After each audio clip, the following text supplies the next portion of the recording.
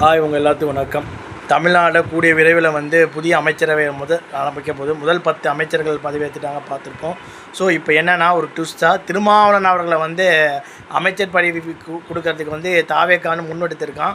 ஆனால் திருமாவளவன் அவர்கள் அமைச்சர் பதவிக்கு வரணும்னு சொல்லிக்கிட்டு தாவேக்காவுடைய ஒரு மூத்த நிர்வாகி ஆதவ அர்ஜுனனும் விளையாட்டுத்துறை அமைச்சர் ஒரு அறிக்கை விட்டுருக்காராம்.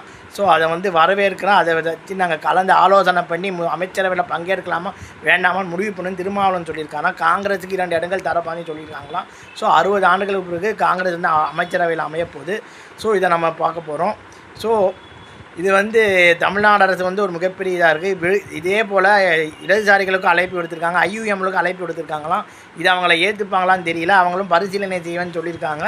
ஸோ தமிழ்நாட்டில் முதல் முறையாக கூட்டணி ஆட்சி நடக்க போகிற அமைச்சரவையில் இது ஒரு புதுமையான ஒரு ஆட்சியை நம்ம பார்க்குறோம். திருமாவளவனுக்கு அழைப்பு கொடுத்ததால் தாவேக்கா தன்னுடைய பட்டியல் வாக்கை ஸ்ட்ராங்காக ஆக்கிட்டு இருக்குது. அதில் எந்த மாற்று கருத்தும் கிடையாது. ஸோ அவங்க கரெக்டாக ப்ரில்லியண்ட்டாக தான் காய்ந்தாங்க. திருமாவளவன் அமைச்சர்கள் பங்கேற்றால் நாங்கள் திமுகவுடன் கூட்டணியில் இருப்போம், ஆனால் தாவேக்கா அமைச்சர்கள் இருப்போம்னு சொன்னால் அது பொருந்துமான்னு நமக்கு தெரியல. ஸோ அப்படியும் அவர் சொல்லலாம். ஏன்னா அரசியல் விசித்திரமான ஒரு அரசியலை நம்ம பார்த்துட்ருக்கோம். சரி, இப்படி சொல்லலாம். 2020 எம்பி எலெக்ஷனில் அவங்க எப்படி நிலைப்பாடு என்னவாக இருக்கும்னு நம்ம கேள்வி வரலாம். ஸோ அதுவும் நம்ம யோசிக்க வைக்கணும். ஸோ தமிழ்நாடு அரசியல் ஒரு விசித்திரமான ஒரு அரசியலை பார்க்குது. ஜென்சிக்கு பார்த்தாங்க ஓட்டுடைய அந்த அறிமுகத்தால். ஸோ அது எப்படி இருக்க போது நமக்கு சரியாக தெரியல. ஸோ இடதுசாரிகளும் தன்னுடைய கருத்தை விரைவில் சொல்லுவேன்னு சொல்லியிருக்காங்க. திருமாவளவன் யார் வன்னியரசு அமைச்சராக போகிறாரான்றதை நம்ம சொல்லிகிட்டு இருக்கிறாங்க.